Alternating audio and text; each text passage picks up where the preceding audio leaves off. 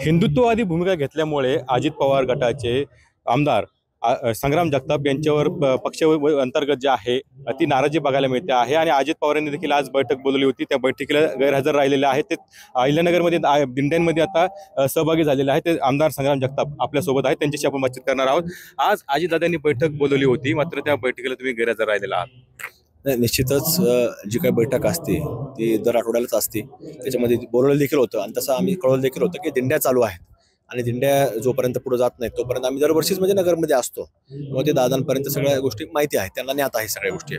पण जी तुम्ही भूमिका घेतली तेव्हा दादा देखील म्हणाले की आपला पक्ष जो आहे तो सेक्युलरवादी आहे, मी त्यांना समजून सांगेन। आणि आहेत दादांशी आम्ही चर्चा करू। आता तो पक्षांतर्गत विषय, जे दादा शेवटी ते पक्षाचे नेते किंवा आमचे वैयक्तिक व्यक्तिशः देखील आमचे नेतेच आहेत ते, पण त्यांच्याशी चर्चा करू। पण हिंदुत्वादी भूमिका घेतल्यानंतर काय आक्षेपार्ह वक्तव्य जे आहे ते धर्माबद्दल केल्याबद्दल काही नाराजी आहे का पक्षांतर्गत? नाही नाही नाही, पक्षाचा त्याच्यात काही ते कुठं संबंध नाही। ते दादांची विषय आहे, ते आम्ही चर्चा करू दादांशी।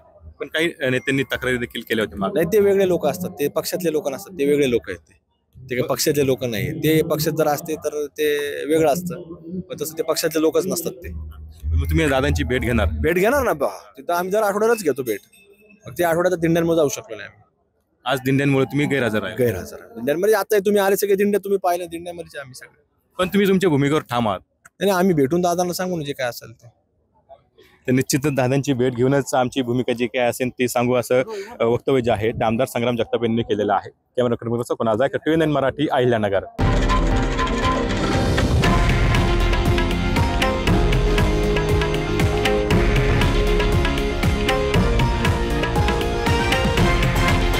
हे आहे देशातील नंबर 1 न्यूज नेटवर्क आणि आपण पाहत आहात TV9 मराठी, एकमेव।